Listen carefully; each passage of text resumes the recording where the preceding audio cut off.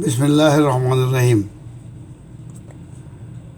সূরা ফাতিহা প্রথম সূরা যেটা, আর সূরা বাকারার 177 নম্বর আয়াত এবং সূরা নেসার 36 নম্বর আয়াত। এই একটি সূরা এবং এই দুইটি আয়াত যদি আপনারা, আমি পড়ছি, বুঝে মনোযোগ দিকে শুনেন এবং বোঝার চেষ্টা করেন, বুঝেন এবং নিজের জীবনে কার্যকরী করেন, সমাজ ব্যবস্থায় কার্যকরী করেন, দেশে কার্যকরী করেন, তবে আমরা খাঁটি মুত্তাকি হব। লেখা আছে এখানে।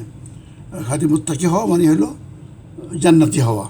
মুসলিম, মুমিন, মুত্তাকি, জান্নাতি এবং ফায়েজুন, মুফলেহুন, মোহসেন হওয়া। সূরা ফাতিহা বহুবার বলছি, আবার পড়ি। শুরু করিলাম লয়ে নাম আল্লাহর, বিসমিল্লাহ 1 নম্বর আয়াত।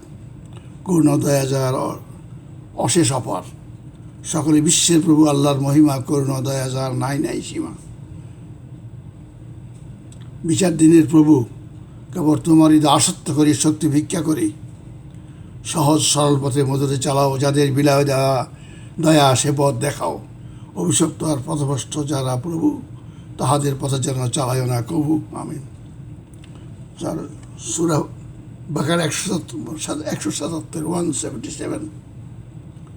লাইসাল বিররান তুয়াল্লু উজুহাকুম কিবালাল মাশরিকি ওয়াল মাগরিব। তোমাদের পূর্ব পশ্চিম দিকে মুখ করাতে কোনো পুণ্য নাই। আমরা সালাতের জন্য পূর্ব পশ্চিম দিকে মুখ করি, হজ উমরা যাওয়ার জন্য পূর্ব পশ্চিম দিকে মুখ করি, তো এতে কোনো পুণ্য নাই। আল্লাহ বলে থাকলেন, টোটাল ডিনাই করে দিলেন। ওয়ালাকিন্নাল বিররা, কিন্তু পুণ্য আছে কিসে? আল্লাহর প্রতি ঈমান, মানা বিল্লাহি ওয়াল ইয়াউমিল আখিরে, পরকালের প্রতি ঈমান। অল কিতাব ওয়ান নবীন, সমস্ত কিতাব, সমস্ত নবী। তারপরে আল্লাহর প্রেমে উদ্বুদ্ধ হইয়া, ও আতাল মালা আল্লাহ হব্বিহি, আল্লাহর প্রেমে উদ্বুদ্ধ হইয়া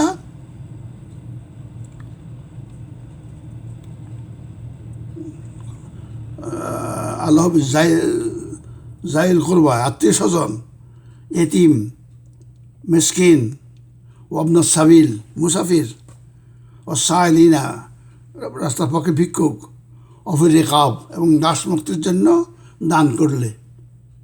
এই সমস্ত কাজে পূর্ণ আছে, বুঝলেন? আর কি সালাত প্রতিষ্ঠা করতে, ও আকামার সালাতা ও জাকাতা। আর অল মুফুনা বেহাদি বেজা আহাদু, ওয়াদা করে ওয়াদা পূরণ করতে হবে। ওয়াদা পূরণ ভেরি ইম্পর্টেন্ট জিনিস, আমরা জানিও না, বলেও না কেউ। ও সাবরিনা ফিল বাসাই ওয়াজ যাররাই ওয়া হিনাল বাস।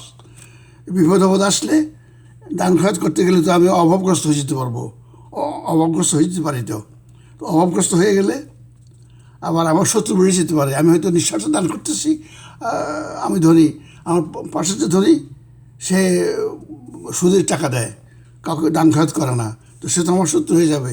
ওদের সংখ্যাই তো বেশি, সুদে যারা টাকা খাটায় তাদের সংখ্যাই তো বেশি। দরিদ্র লোকের অভাব সুযোগে তার জমিটা সস্তা কিনে নেওয়ার চেষ্টাই তো করে অধিকাংশ লোক। কেউ তো বলে না, ঠিক ভাই জমিটা বেছেন না, ধরুন টাকা আপনি জমিটা রেখে দেন, আমার টাকা পরে ফেরত দিন আপনি। এরকম তো কেউ বলে না। এই সুযোগে ঠিক যত সস্তা পাওয়া যায়, ওরা তো সব আমার সস্তা হয়ে যাবে। এই শত্রু হলে ধৈর্য ধারণ করতে হবে। তা উলাইকাল লাযিনা সাদাকু ওয়া উলাইকাল মুত্তাকুন, এরাই হলো সত্য পথের প্রতীক, এরাই হলো মুত্তাকিন। মুত্তাকিন মানে ফায়েজুন, মুফলিহুন, মুসলিম এবং জান্নাতি। এই তারপরে এটা হলো আর সূরা নিসা 36 নম্বর আয়াত।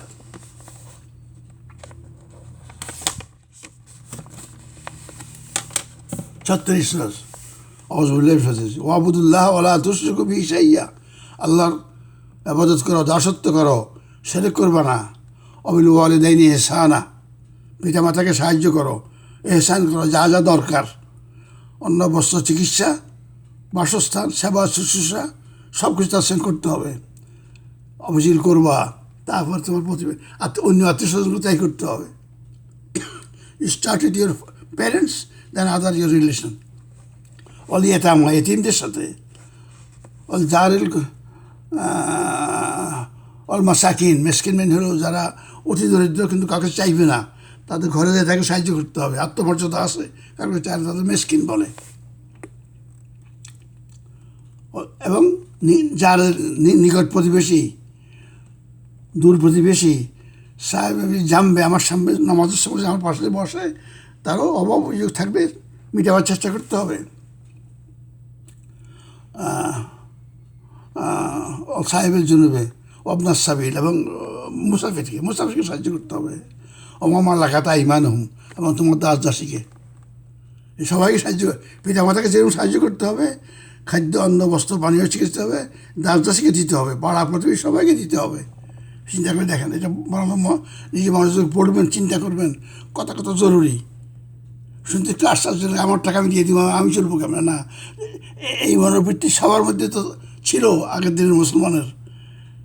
এই আমি আমি আমি সাহায্য করবো, আপনি করবেন, সবাই করবেন, তো আমি বিপদ পড়লে আমাকে আরেকজন সাহায্য করবে, তো কেউ কোনো সবাই গেইন, কারো কোনো লস নাই। বুঝলেন? এই তিনটি কথা, তিনটি আয়াত, একটি সূরা বাকারা, সূরা ফাতিহা। বারবার বলছি এটা, দিনে 40 বার পড়ি আমরা, অর্থ জানি না। আমার সারা মেডেল নিয়ে আসে, সূরা ফাতিহা অর্থ বলতে পারে নাই। এখন জিজ্ঞেস করে দেখেন আপনি, ইমাম সাহেব যারা কজনে জানে অর্থ। আর সূরা বাকারা 177 নম্বর আয়াত, ছোট্ট আয়াত। আর সূরা নিসার 36 নম্বর আয়াত। এই দুইটি আয়াত, একটি ছোট্ট সূরা ফাতিহা।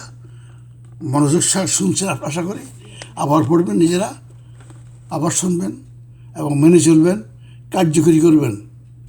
খালি বিশ্বাসে মুক্তি ইসলামে নাই, এই সমস্ত কথা। আর এগুলি হলেও আর কি মোত্তাকি হওয়ার তরিকা। শর্টকাট হয়েছে, দোয়া পড়ে মোত্তাকি হওয়া যাবে না, দোয়া পড়ে জান্নাতেও যাওয়া যাবে না। দোয়া পড়লে টাকাও আসে না যেরকম বলে, সে বিশ্বাস করতে পারেন, সেগুলো সব অবান্তর কথা, মিথ্যা কথা। এই সত্য কথা এটা। সূরা ফাতিহা অর্থ সব বুঝবেন, বুঝে পড়বেন, কার্যকরী করবেন। সূরা বাকারা 177 নম্বর আয়াত, সূরা নিসার 36 নম্বর আয়াত। আল্লাহ আমাদের সবাইকে খাঁটি মুত্তাকি মুসলিম মুমিন মুত্তাকি হওয়ার তৌফিক করুন।